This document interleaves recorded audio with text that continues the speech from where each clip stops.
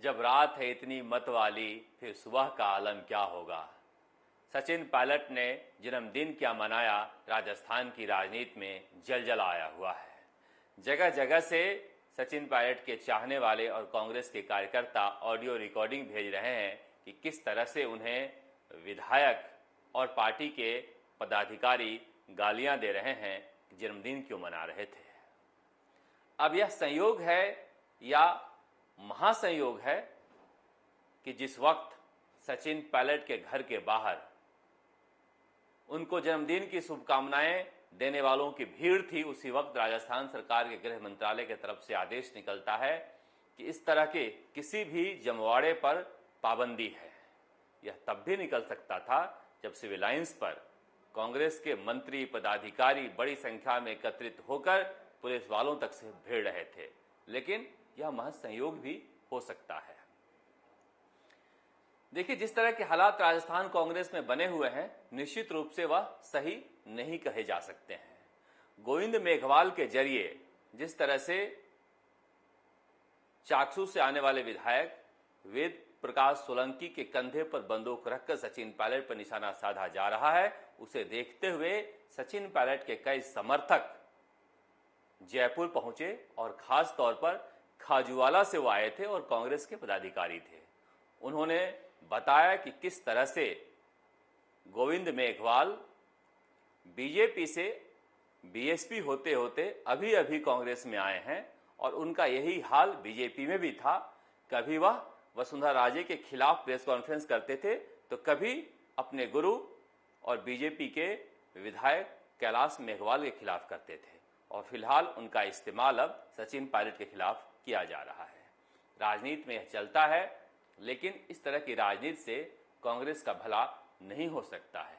अब राहुल गांधी ने कहा है आज कि कांग्रेस के कार्यकर्ताओं को कांग्रेस का आदर करना होगा, तभी कांग्रेस आगे बढ़ सकती है। आदर क्यों किया जाता है? कांग्रेस के उस विचार का आदर करना होगा। विचार बचा कहाँ है? कांग्रेसियों के पास तो पैसा और पद बचा है। जिसके पास पैसा और पद है, कांग्रेसी उसके पीछे निकल जाते हैं। जिस दिन यह विचार की कद्र करने लगेंगे, उस दिन लोग खुद ही कांग्रेस के कद्र करने लगेंगे। कद्र करवाने की जरूरत नहीं पड़ेगी। यही समस्या कांग्रेस की है। हालांकि यह समस्या बीजेपी में भी है, मगर बीजेपी उसे दुरुस्त करने की कोशिश कर रही है। अब देखिए, सतीश पूनिया ने जिस तरह से वसुंधरा राजे के कट्टर समर्थक छबड़ा से आने वाले विधायक प्रताप सिंह सिंघवी से मुलाकात की है, उसे लेकर राजनीतिक हलकों में कई तरह के कयास लगाए जा रहे हैं। ऐसा कहा जा रहा था कि सतीश पूनिया मेहनत तो कर रहे हैं, मगर उसका फल इसलिए नहीं मिल पा रहा है क्योंकि वह सभी को साथ लेकर नहीं चल रहे हैं।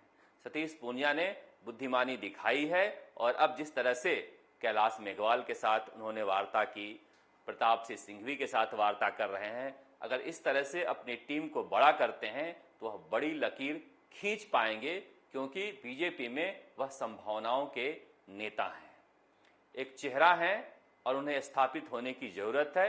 मेहनत कर रहे हैं तो लोगों में यह संदेश जाना चाहिए कि यह व्यक्ति सबको साथ लेकर चलने की कोशिश कर रहा है। देखिए, संभव हो नहीं पाता है कि सबको साथ लेकर चला जाए और सब आपके साथ रहें, वह गद्दारी नहीं करें, मगर फिर भी जनता में अगर यह संदेश जाता है तो जनता में आपके प्रति सहानुभूति होती है।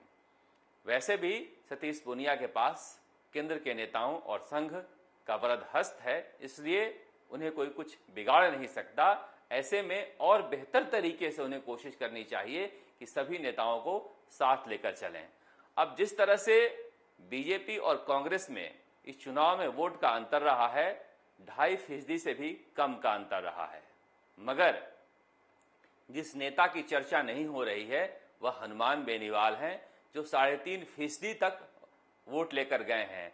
अगर यही कांग्रेस और बीजेपी के वोट प्रतिशत के अंतर के बीच से ज्यादा आरएलपी अपना वोट प्रतिशत बढ़ा पाती है तो सत्ता की चाबी हनुमान बेनीवाल के हाथ में हो सकती है 2023 में।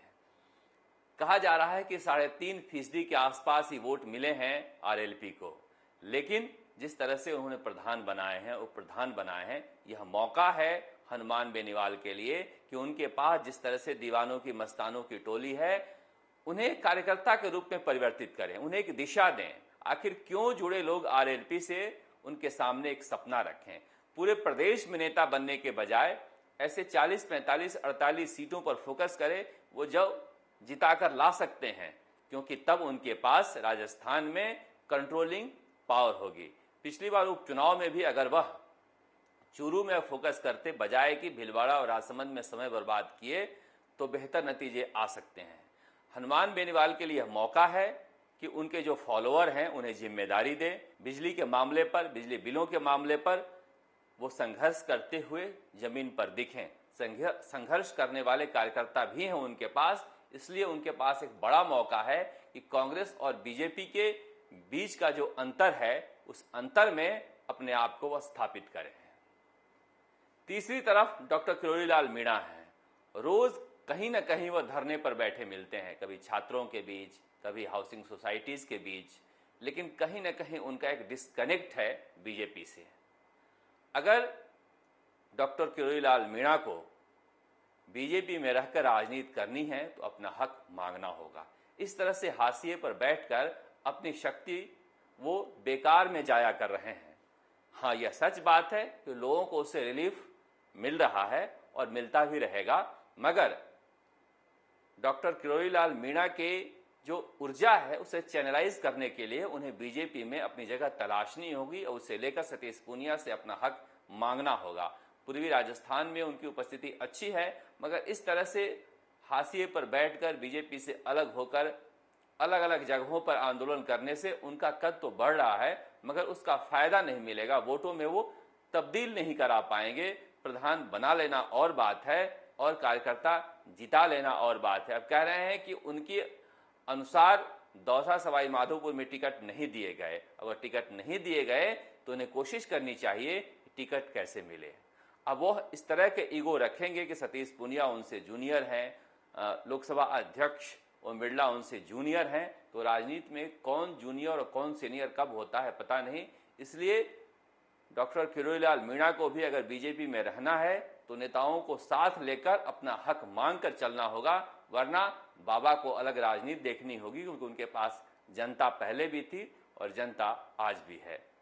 इसलिए कह रहा हूं कि राजस्थान की राजनीति में जो 2 साल का वक्त बचा है उसमें बहुत कुछ होना बाकी है। नए प्लेयर्स आने जा रहे हैं, पुराने लोग हाशिए पर लगेंगे, यह बात सच है। जिस तरह के राजनीतिक संदेश चुनाव दर चुनाव जनता दे रही है, उसमें तो कम से कम यही बात निकल कर सामने आ रही है।